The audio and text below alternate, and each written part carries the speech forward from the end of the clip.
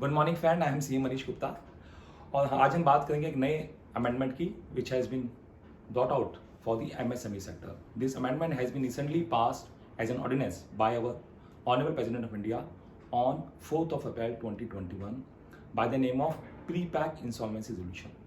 This is for the benefit of MSME, for the rehabilitation, for revival and restructuring of their debt.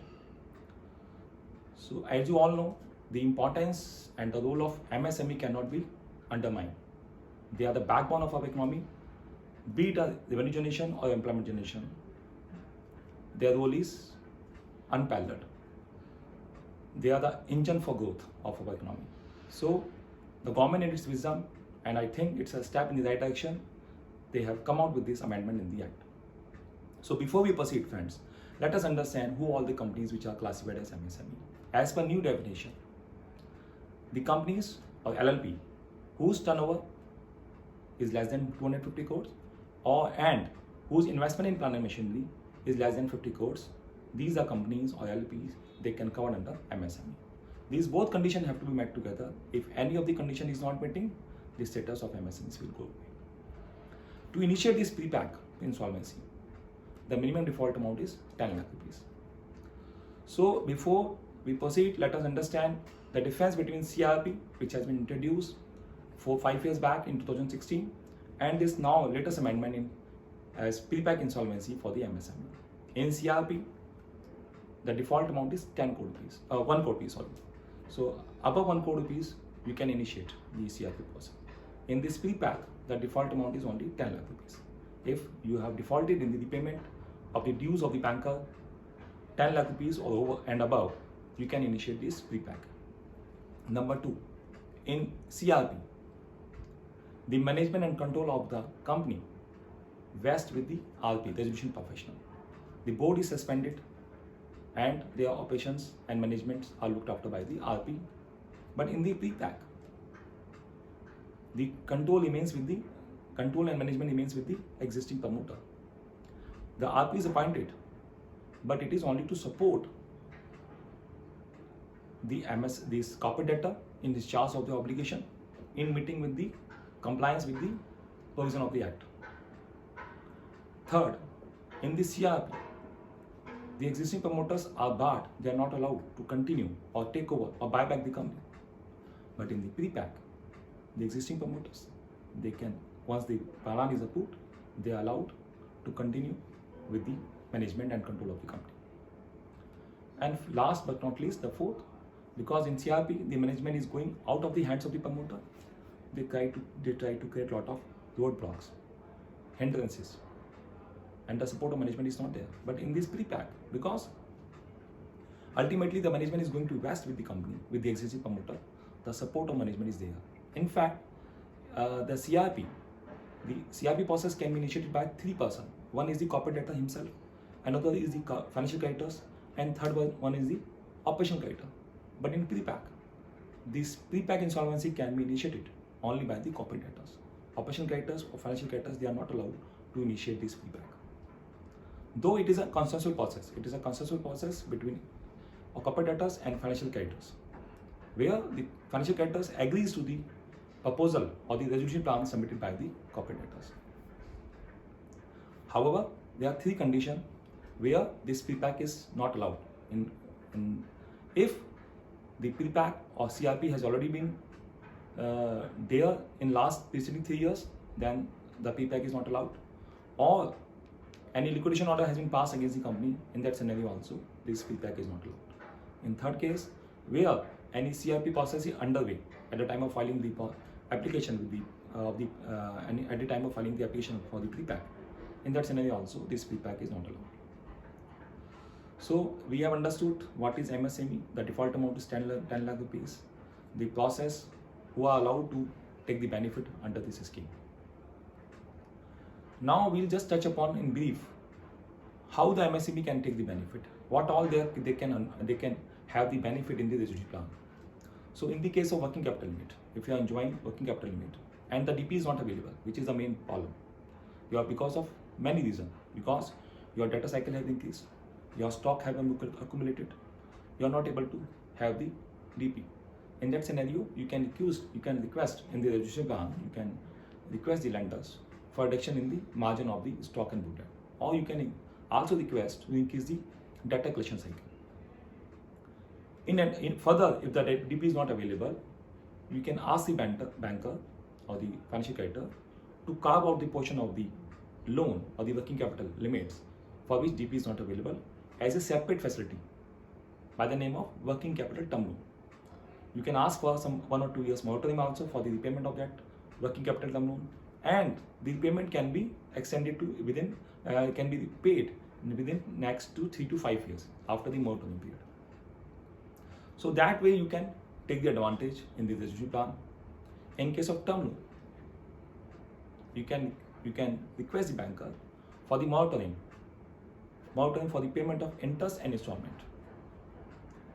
and that interest for which you are asking the interest during the moratorium period, that can be clubbed as a funded interest term loan, which can again be repayable in next 3 to 5 years. So these are, in nutshell, these are the benefit which can be available, which can be available to the MSME, which can be provided for. Provided there is a merit in the case. There is a merit in the case. The company is technologically, economically, and financially viable. It is not like that each and every company which are closed, which are not running, they are eligible to take the benefit. This is available. This is only to safeguard. This is only to safeguard those MSME which are running, which are contributing to the economy, but because of some external factor, because of COVID, they are not able to sustain the debt. Also, they can request in the proposal, if they find that the debt is too much to service, they can hive out, they can request the bankers to waive or to write off or to waive some part of the debt which the MSME feels that they are not able to sustain because of the economic conditions. So these are all the benefit which is available to the MSME sector, available, which can be built up in the proposal, but ultimately it has to be decided by the COC or the financial creditors based on the merit of each case. It is not available across the board. The merit of the case, the viability of the company has to be seen. So now we'll touch upon in brief about the process. It's an informal process. It's a consensual process, I already told you, where the financial creditor agrees to the proposal submitted by the corporate debtors for the resolution of its debts. To start with, the corporate debtor has to submit a base resolution plan to the financial creditor about its requirement and the need, and he also has to submit that the company is going to be viable with this in the resolution plan. After going through the resolution plan, if the financial creditors give its nod, its willingness, acceptance to consider this feedback, to consider this request of the borrower, then the official process start. Then the official process start, for which the resolution profession has to be appointed. The financial creditors, not having less than 10% of the voting powers of the total debts, will propose the name of the resolution professional, and financial creditors not having less than 66% of the voting power will approve the name of the resolution professional. Once the resolution profession is appointed, the application is submitted to the adjudicating authority for admission.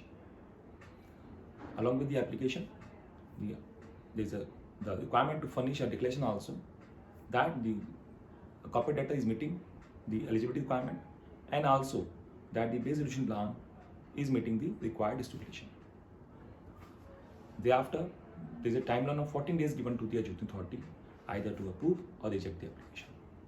Once the application is submitted, and if the AA finds that there are some deficiency, some error in the application, he can allow 7 days time to rectify those mistakes to the corporate debtors. Once those mistakes are taken care of and the application is submitted, 3 things happen. 1, they appoint the resolution professional, they confirm the appointment of the resolution professional. Second, the start of the moratorium period. And third, the judicial professional has to give a public declaration, public announcement in the newspaper about the initiation of this feedback. After this, the corporate debtor has to submit the base resolution plan within 2 days of the admission. So friends, let us understand the role and responsibility of the resolution professional. The major role and responsibility comprises of: number one is to attend the board meeting, is to oversee the operation and management of the company, is to verify the claims of the creditors submitted by the corporate debtors, is to file application with the AA for avoidance for any avoidable transaction or any fraudulent transaction. Constitution of the COC, that is the permanent notice. Constitution of the Committee of Creditors by the resolution professional. And last but not least, preparation of the information memorandum based on the base resolution plan submitted by the corporate debtors. So once the information memorandum is submitted, if the plan does not impair any of the claim of the operation creditor, in that scenario, COC may approve that base resolution plan for submission to the AA for their final approval. But if it is otherwise, if there is an impairment or there is a haircut provided to the operation creditor, in that scenario, the resolution professional has to invite the resolution plan to compete with the base resolution plan. So he has to invite bid from the prospective resolution applicant, and those bids are evaluated by the COC. If the plan received from the prospective resolution applicant found to be significantly better than the base resolution plan, the COC may approve it for submission to the AA for its final approval. If it is otherwise, then the resolution plan submitted by the prospective resolution applicant is allowed to be compete with the base resolution plan. In that scenario, both continue to improvise their plan until one outscore the another, and for which there is a timeline given, 48 hours timeline is given, within which this process has to be completed. And the better resolution plan is selected and submitted to the COC for its approval, and finally to the AA for their nod. Once the AA, there are three things which can happen. One is the COC may recommend for the approval of the plan. Number two, the COC may recommend for the termination of the pre-pack insolvency due to non-compliance of any of the requirement of the Act, or due to meeting the requirement of the base resolution plan. In that scenario, there is no loss to the MSME or to the corporate debtor. The position comes back to the square one. The third scenario, where the COC finds that the business is being run to defraud its creditor, there are fraudulent activities which are going on. In that scenario, the COC may recommend the AA for termination of the pre-pack and converting the same into CRP process. And for this all exercise, 120 days time is given. 90 days time is given to the COC or the financial creditors to consider and approve the plan or terminate the plan, or to recommend for the termination of the plan. And 30 days timeline is given to the court to approve or reject the plan. So friend, I have given you a nutshell in brief about how this pre-pack insolvency can be benefited. The MSME can take the advantage. I think it's a boon to them. They can take the advantage.